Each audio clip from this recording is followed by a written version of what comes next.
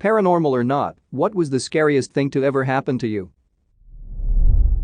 My bathroom was getting renovated, so I had to shower in my dad's bathroom, which is worse than my old bathroom. It's in pretty bad shape.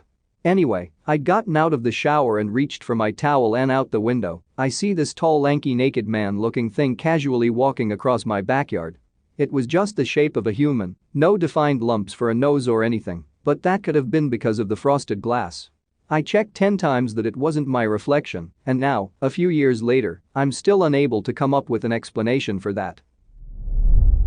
I had gone on this kick for a while of trying to lucid dream. I had heard that with some of the forced methods, that there's a risk of rebound more or less into sleep paralysis. I had heard of sleep paralysis before, but I had never experienced it. So I did the method where you wake up in the middle of the night, well before your normal wake-up time, do something, can't remember, and go back to sleep doing some extra steps, seriously can't remember, to trigger lucid dreaming. I remember drifting off.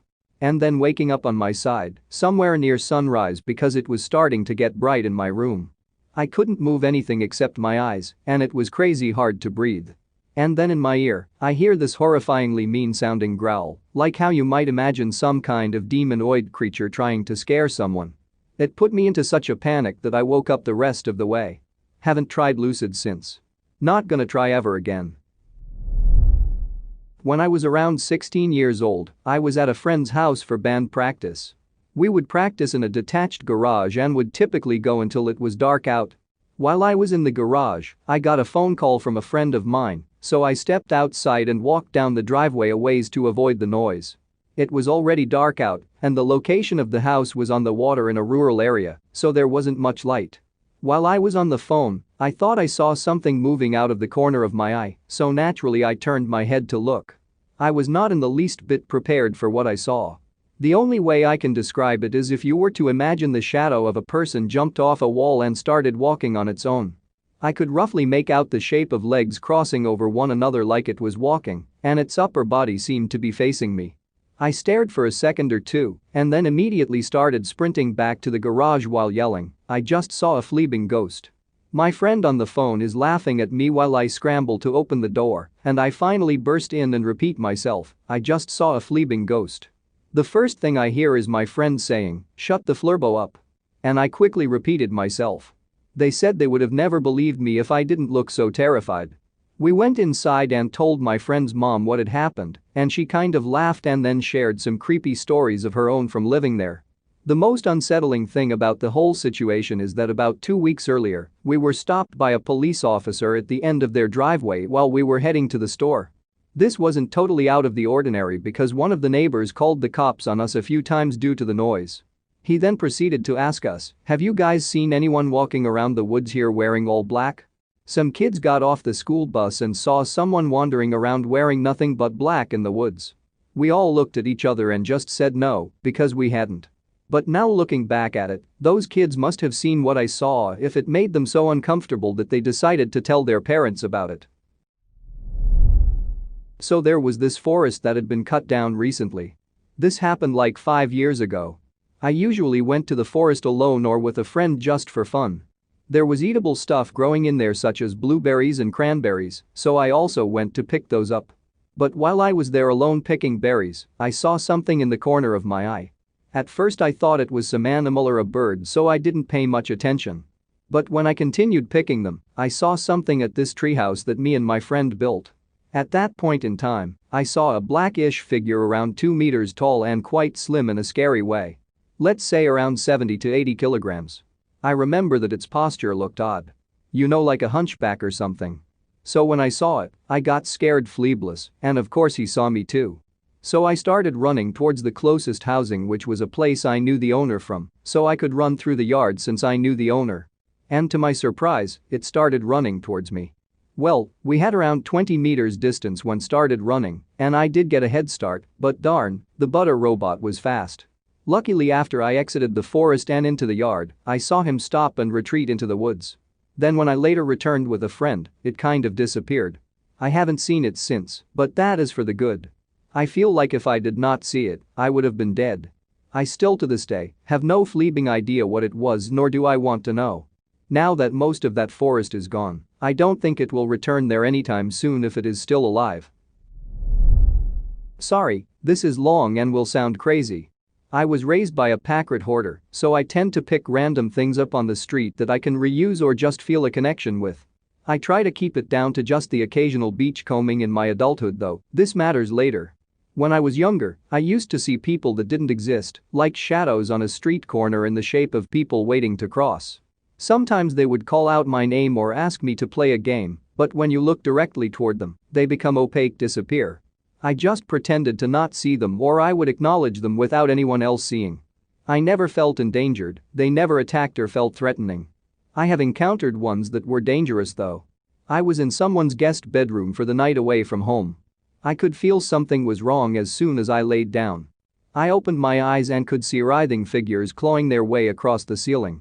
They only could move more than a few inches when I looked away. It was obvious they were trying to get to me and were malicious. I had no idea what they wanted or what they would do. I was sobbing from fear and praying for protection. I was so scared. Zero sleep that night. Eventually, as I got older, I stopped seeing the shadows. Never went to that place again, would never go near that place unless it could be blessed by a priest with holy water, and I don't even believe in holy water properties. Too scary. Later, I became friends with my neighbor's girlfriend, she was Wiccan, and we ended up walking to my house across town late one night when our mutual friend's car broke down. She decided to crash at my place until the morning when she could get a ride home. We walked into my room and I turned on my lamp, she jumped and muffled a scream. I asked her what was wrong, she slowly calmed down and said there were beings in the room that just stand in the corners like they belong there. Huge shadows. I was surprised because I didn't know anyone else that was able to see the shadows, never mentioned it before, and it had been so long since I had been able to see them. After we talked about them a bit, I told her about a creepy ring some guy had given me, story for another time, thought maybe they could be attracted to that, so she asked to see it. I pulled out a small plastic storage box, fished out the ring box from the other little bits I had put inside the box, old guitar picks, flat bottle caps, rocks, flotsam I had found in the road, and handed it to her. She confirmed that something was really wrong with the ring, apparently the shadow's demeanor changed while it was out. I put it back in the box where I kept it and she looked confused, asked to see the storage box. Turns out the items inside the box nullified the wrongness of the ring. I apparently am able to nullify negative feelings and such subconsciously. It's why the huge beings in my room just existed there, because I calm them with items that I find that are neutral, imbue things with my own energy, and create a protective field within my room by surrounding myself with these things as needed. Eventually things like the ring would neutralize and just hang around. I would occasionally purge my room of stuff I no longer feel connected to, getting rid of the protective things when I no longer need them to protect me. No idea how it works but explains so much. Apparently this attracts the shadows to me, but I can no longer see them. When I was about 6, our family moved into an old house in England. It was a nice house, but it was extremely old and had a ton of history. In the next street over, there was a hanging station and witch dunking station. It was cemented over, along with the graveyard, so nobody could see or steal the bodies. There was an incident before. So our village had an awful lot of creepy history. I remember my primary school trips, it would be to the cemeteries and the old abandoned warehouse by Tesco's which caught on fire several times. As well as to the medieval torture chambers by the bridge and the abandoned mills. But back to my house, my room had a strange pillar in the corner. It wasn't in the original blueprints of the house, it was added sometime after. It looked like it belonged there, but I knew something was in there. I always told my mum there was a little girl in my room, and she was always in the same spot by the strange man-made pillar. She never believed me. She thought I was trying to get attention. But my granddad believed me. He's very spiritual. I got used to the girl and I would talk to her. My parents would yell at me to go to bed. They thought I was talking to myself, but I wasn't. I was young at the time, so I didn't exactly understand about ghosts and spirits. I thought she was just a normal girl wanting to play. Eventually, she disappeared, probably because I got older. Our family moved countries when I turned 14, and my grandparents now own the house. My granddad decided to knock down the pillar in my room to make the room bigger, and guess what? He found a skeleton of a young girl, no older than 5. It was dated back to the 1890s. My mum was horrified. She kept asking how I knew, and I told her I was friends with the girl. Also, in my parents' room, there was a tiny door.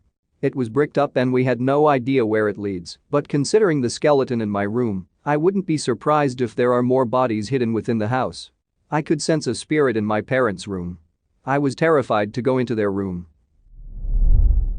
So growing up, my childhood home, I remember most was haunted by the ghost of what my dad described as a tall woman with black hair and a white dress.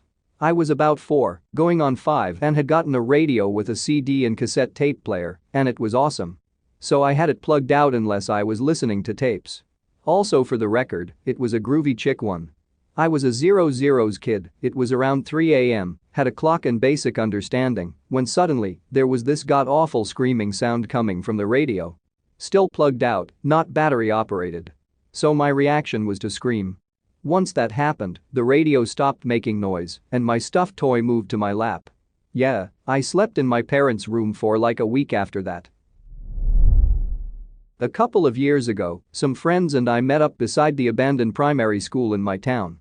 We just played around on the street behind the school for a bit, then someone suggested that we have a look around inside the building.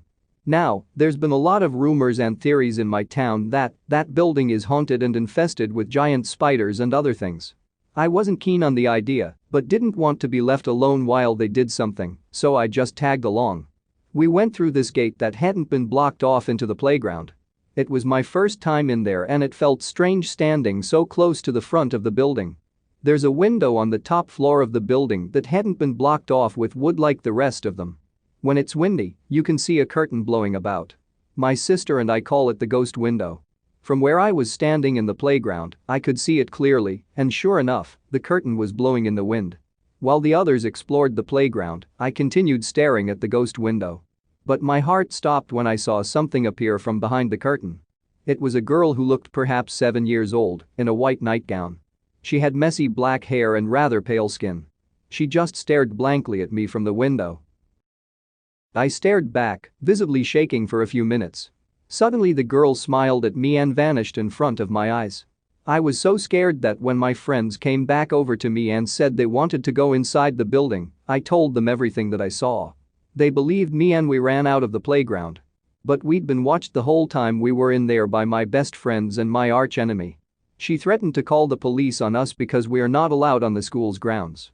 My friends and I argued with her for about 3 minutes, but then she got her phone out.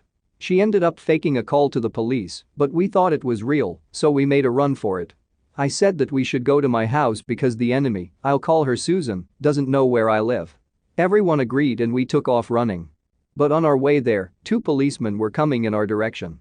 We immediately freaked out, but they just smiled and said hello. We did the same and continued. And now, several months later, the abandoned primary school suffered an arson attack and was burned down completely. Only the walls and the chimney are still standing.